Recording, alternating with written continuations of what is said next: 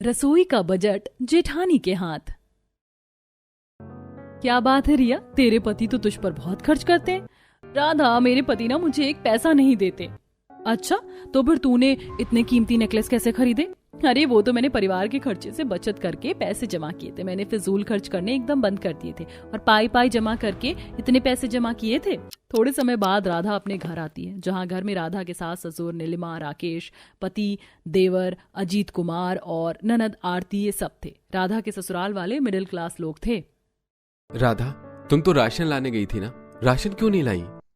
पहले तो मैं रसोई में देख लेती हूँ, जिस चीज की जरूरत होगी केवल वही चीज मैं ले आऊंगी। बेवजह ज्यादा चीजें लाकर फिजूल खर्च नहीं करना आप मुझे। राधा रसोई में आती है। रिया सही कह रही थी, हमें बचत करना ही चाहिए। अब इस घर में केवल उतना ही सामान आएगा जितनी हमें जरूरत होगी, और आज से कीमती वाले चावल और कीमती राशन का उपयोग करना बंद। राधा रसोई में रखा सारा सामान देखती है। इस महीने का केवल 1500 रुपए का राशन ही लाना है मुझे, और मेरे पास 3000 रुपए हैं। चलो अच्छा है, शुरुआत में ही आधे पैसों की बचत हो गई मेरी। थोड़े समय बाद राधा इस बार घर में राशन सबसे सस्ता और कम मात्रा में लेकर आती है। रात का समय, सब घर में खाने के लिए बैठे थे, तो राधा सबको दाल चावल परोसती है। ये चावल कैसे हैं राधा? बासमती चावल बनाना था ना? जी, जब बात पेट भरने की ही है तो इतने कीमती चावल क्यों खाना, इसीलिए मैंने सस्ते चावल लाए हैं। पर बहू, रोज रात को तो तू सब्जी बनाती है ना, फिर आज चावल क्यों? माँ जी, हम सवेरे शाम सब्जी खाकर बेवजह अपना पैसा बर्बाद कर रहे हैं। सब्जी के दाम कितने महंगे हो गए, इसीलिए आज से हम अपने बजट का ध्यान रखेंगे और फिजूल खर्च बंद कर देने चाहिए। हाँ, हमें बजट का ध्यान तो रखना ही चाहिए। परिवार का गुजारा अजीत की ही कमाई से होता था, और कुमार जो एक छोटे से कारखाने में काम करता है, वो अभी काम सीख रहा था। कुछ दिन बाद नीलिमा और राकेश कुमार की शादी एक अंजलि नाम की लड़की से करा देते हैं। और शादी के दूसरे दिन सवेरे, माँ जी, मैं शामू काका को राशन के पैसे देकर आती हूँ। चलो, मैं रास्ते में तुम्हें छोड़ दूंगा। अजीत एक कंपनी में चपरासी की नौकरी करता है। तभी दोनों बाहर चले जाते हैं। अंजलि बहू, जा सबके लिए खाने की व्यवस्था कर दे। अंजलि रसोई में आती है। अब ये रसोई और यहाँ की हर चीज अंजलि की जेठानी राधा के इशारों पर चलती है, और सब चीजें बजट के हिसाब से ही रखी हुई हैं। तभी अंजलि सामने मिर्च, नमक, हल्दी, राशन के डिब्बों को देखती है तो सब पर एक चिट लगी हुई थी, और हर चिट पर एक तारीख लिखी हुई थी। ये क्या, यहाँ हर डिब्बे के ऊपर तारीख क्यों लिखी हुई है? अंजलि को राधा के नियम के बारे में पता नहीं है। अब क्या बनाऊं खाने में? तभी अंजलि को सामने एक जीरा बासमती चावल का पैकेट दिखाई देता है। चलो, सबके लिए बिरयानी और सब्जियां बना लेती हूँ। तभी अंजलि उस बासमती चावल से बिरयानी बनाने लगती है, और साथ में सब्जियां भी। कुछ घंटों बाद राधा घर आती है। माँ जी, इस बार बहुत ज्यादा खर्चा हो चुका है, इसीलिए अब हमें फिजूल खर्च बंद करने होंगे। तभी राधा रसोई में आती है तो अंजलि ने बड़ा सा बर्तन भरकर बिरयानी बना रखी थी, और साथ में कई सारी सब्जी भी। अरे अंजलि, इतना सारा खाना क्यों बना दिया? और ये चावल क्यों लिए? ये चावल अच्छे थे इसीलिए मैंने लिए।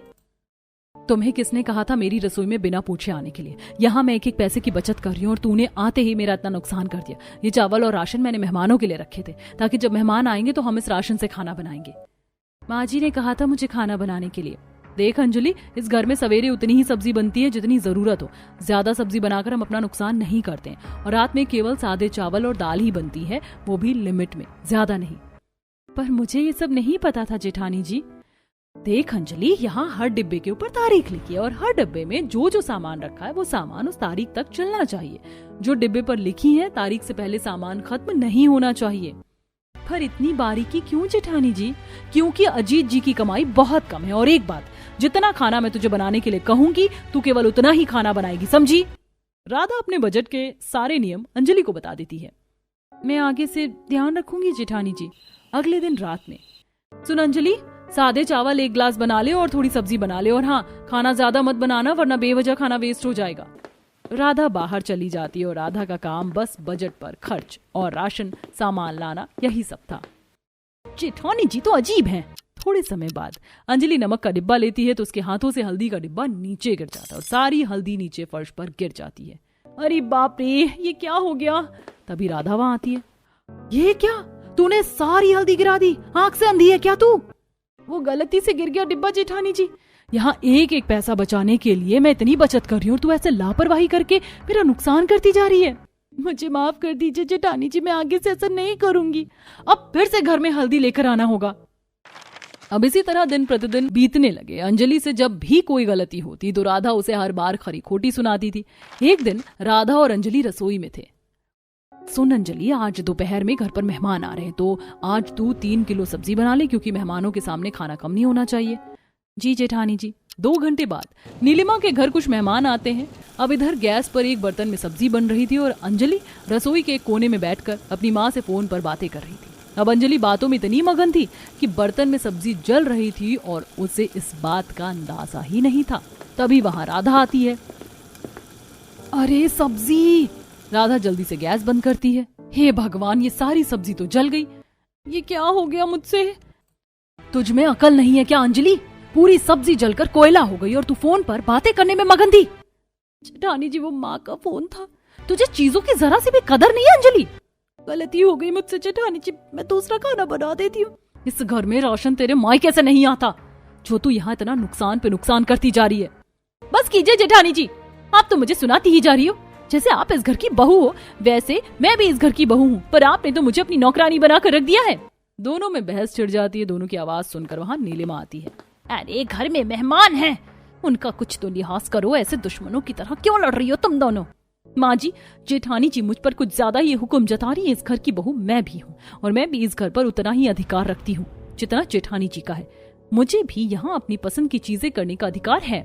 ज्यादा जुबान ना चला अंजलि बहू। राधा बहू जो कर रही है वो सही है। अगर तुझे इतनी ही तकलीफ हो रही है ना राधा बहू से, तो अपनी रसोई अलग कर और अपने पति को बोल घर चलाने के लिए। आई बड़ी बकवास करने वाली। माँ जी, खाना तो सारा जल गया, अब क्या करें? बहू अब तू ही बना दे जल्दी से, कुछ बाहर मेहमान खाने की राह देख रहे हैं। राधा खाना बनाने में लग जाती है। अगर कुमार जी अच्छी कमाई करते तो आज मुझे जेठानी जी का इतना सुनना नहीं पड़ता। अगले दिन अंजलि रसोई में आकर फ्रिज खोलती तो वो बंद था। ये फ्रिज कैसे बंद हो गया? अंजलि फ्रिज का प्लग दोबारा से निकाल कर लगाती है तो शॉर्ट सर्किट होने से फ्रिज के अंदर आग लग जाती है। सब वहां आ जाते हैं और जैसे तैसे आग बुझाते हैं। ये क्या किया तूने अंजलि? तूने फ्रिज को खराब कर दिया। नहीं नहीं नहीं जेठानी जी, फ्रिज तो पहले से ही बंद था, मैं तो बस ऐसे। चुप कर, इतनी लापरवाह कैसे है तू? अंजलि, जब देखो तब नुकसान पे नुकसान करती जा रही है हमारा। अजी मेरा यकीन कीजिए, वो फ्रिज राधा बहू इतनी मेहनत से पाई पाई बचा रही है और तू चीजों को खराब करके ऐसे नुकसान करती जा रही है। सब अंजलि को बुरा भला कहने लगते हैं। देखकर अंजलि खूब रोती है। कुछ दिन बाद अंजलि गर्भवती हो चुकी थी और 1 साल बाद वो एक बेटे को जन्म देती है, पर उसके बच्चे को पेट में अजीब सा इन्फेक्शन हो गया था। आप लोग तुरंत 80,000 रुपए की व्यवस्था कीजिए। हमें जल्द से जल्द बच्चे का ऑपरेशन करना होगा, वरना बच्चे की जान को खतरा है।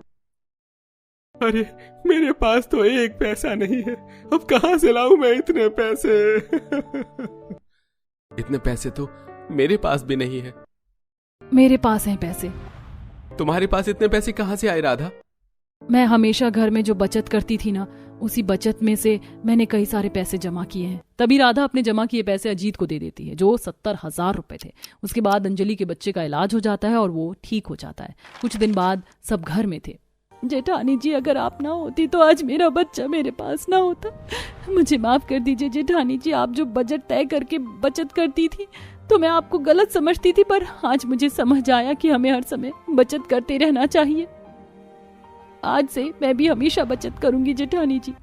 उसके बाद अंजलि भी राधा की तरह बजट पर काफी ध्यान देने लगी और दोनों मिलकर कम बजट में परिवार को अच्छे से चलाने लगे और अच्छी खासी बचत करके खुशी खुशी अपना आगे का जीवन बिताने लगे। गरीब बहू का आलू समोसा वर्सेस अमीर बहू का पनीर समोसा। गायत्री और सुरेश का परिवार गर्मियों की छुट्टी का ट्रिप करके घर लौटते हैं कि मॉनसून के महीने की पहली बारिश हो जाती है। ये देख ससुर, अरे वाह, इतनी गर्मी के बाद आखिरकार पहली बारिश आ गई। गायत्री, हमने बाहर ट्रिप पर जो समोसे खाए थे वैसा खाने का मन कर रहा है, लेकिन यहाँ तो कहीं नहीं मिलेगा। हाँ जी, आपने तो मेरे मुंह की बात छीन ली। मेरा भी समोसे खाने का मन है, लेकिन वैसे समोसे हमारी बहू थोड़ी ना बना पाएगी। यही मौका है सबको इम्प्रेस करने का, वरना ये गरीब बहू तो फिर से अपने हाथ का कुछ ना कुछ बनाकर खिला देगी। अरे माँ जी, आपको याद है हमने वहाँ पनीर समोसा भी खाया था? मैं फटाफट पनीर समोसा बना कर ले आती हूँ। ठीक है बहू, थोड़ा जल्दी बनाना। वैशाली ज्यादा अच्छा खाना नहीं बना पाती थी, फिर भी अपने ससुराल वालों के लिए वो फ्रिज से पनीर निकाल कर उसे कुचल कर पनीर मसाला तैयार कर लेती है और फिर समोसे का आटा भी बना लेती है और पनीर समोसे तलने लगती है। खुशबू तो नहीं आ रही, लेकिन दिखने में अच्छा है। बड़ी दीदी, मैं आपकी कोई मदद कर दूं? नहीं, तुम्हारी मदद की मुझे कोई जरूरत नहीं है। पता चला क्रेडिट खुद ने ले लिया। क्या दीदी? वैसे कुछ नहीं, तुम जाओ, हो गया मेरा काम। राधिका चली जाती है और वैशाली सबके लिए पनीर समोसा बनाकर ले आती है।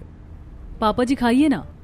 वाह, गर्मा गर्म पनीर समोसा, आहा, दिखने में तो अच्छा है, अब खाता हूँ। आहा, ये तो बिल्कुल भी वैसा नहीं है जैसे हमने ट्रिप पर खाया था। हाँ जी, आपने बिल्कुल ठीक कहा। इसमें वैसे स्वाद नहीं लग रहा कि पनीर का समोसा खा रहे हैं, कोई मसाला ही नहीं है। ओफो, कितना मन था पनीर समोसा बारिश में खाने का, लेकिन अब कुछ नहीं हो सकता। वैशाली बहू, अपना दिल छोटा मत करना, क्योंकि तुमने मेहनत से हम सबके लिए बनाया है। जी पापा जी। माँ जी, पापा जी, आपका ना पेट भरा ना मन, और अभी भी बारिश हो रही है। मैं आपके लिए आलू का समोसा बना कर लाती हूँ। वैसे भी सुबह आलू के पराठे बनाए थे तो उबले हुए आलू रखे हैं। ठीक है बहू। राधिका फटाफट से आलू का मसाला तैयार करती है और उसे समोसे में भरकर कढ़ाई में सेक कर सबको देती है। हाँ भाभी, आपके समोसे बनाने की खुशबू तो यहाँ तक आ रही थी। अच्छा हुआ आप समोसा ले आई। ससुर जैसे ही समोसा खाने के लिए समोसा लेता है तो गरम गरम समोसे को हाथ में पकड़ नहीं पाता और उसके हाथ में समोसे उछलने लगते हैं। अरे कितना गरम गरम समोसा है, खाने का मन कर रहा है पर हाथ जल गए। तो पापा जी आराम से समोसा खा लीजिए ना, मेरा मतलब आपकी प्लेट से कोई समोसा छीन थोड़ी लेगा। बहू, उनका समोसा खाने का बहुत मन है ना, इसीलिए रुका नहीं गया उनसे। हाँ बहू, तूने उस ट्रिप वाले से भी बहुत ज्यादा अच्छे आलू समोसे बनाए हैं। हाँ राधिका भाभी, उस ट्रिप वाले अंकल से भी अच्छे समोसे बनाए हैं आपने। मुझे तो 2 आलू समोसे और चाहिए।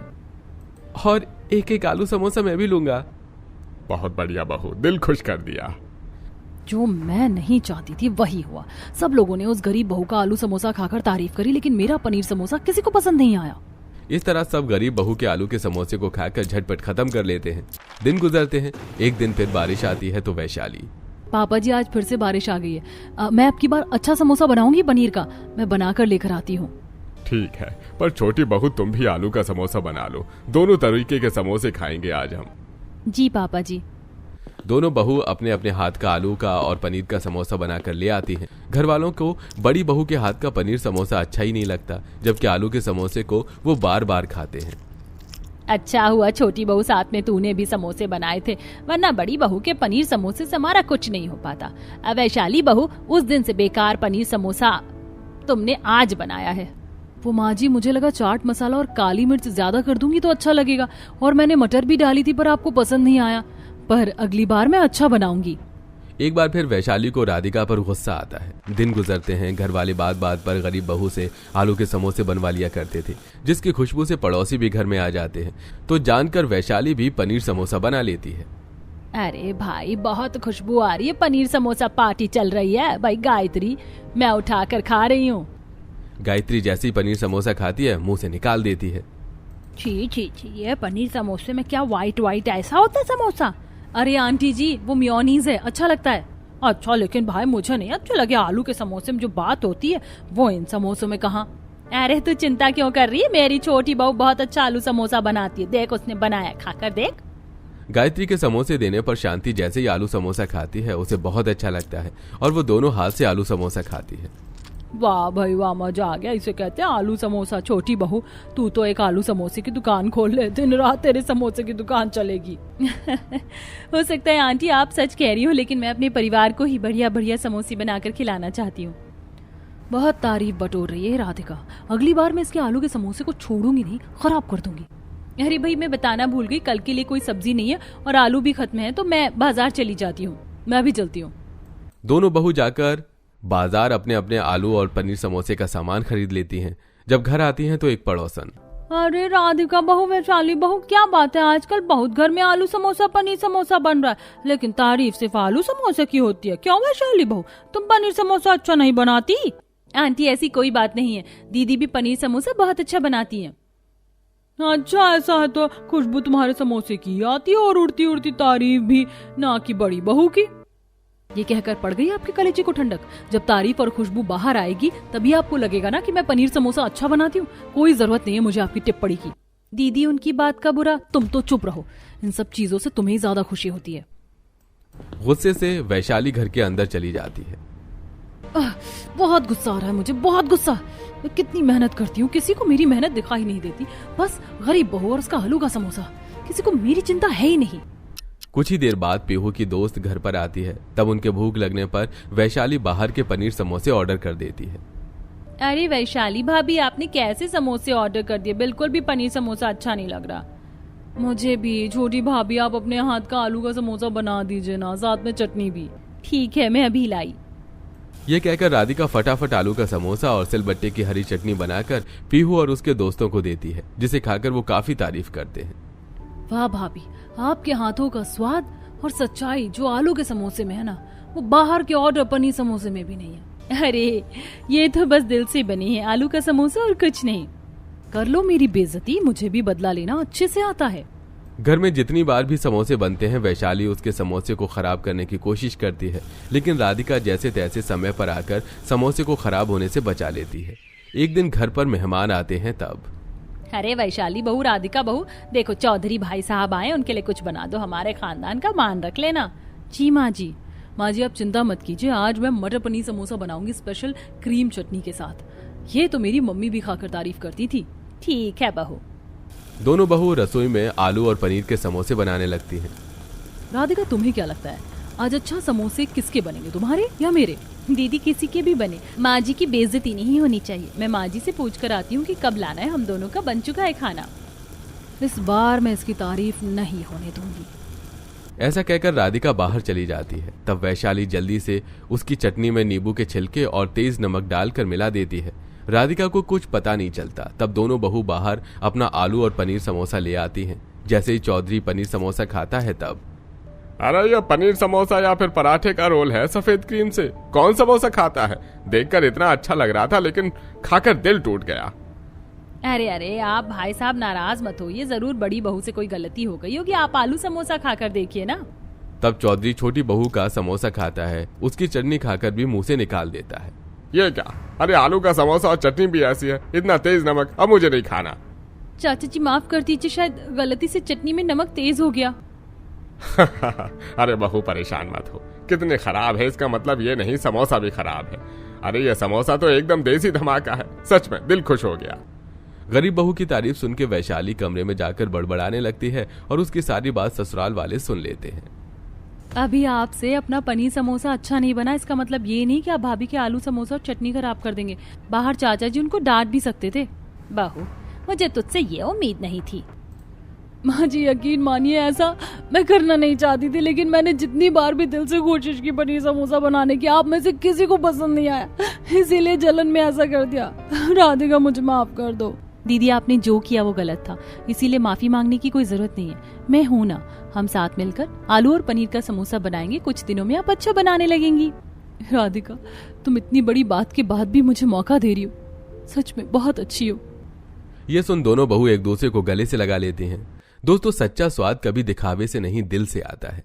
कभी कभी साधारण से आलू का समोसा भी लोगों के दिल को जीत लेता है, जबकि दिखावे वाला पनीर भी फीका लग सकता है।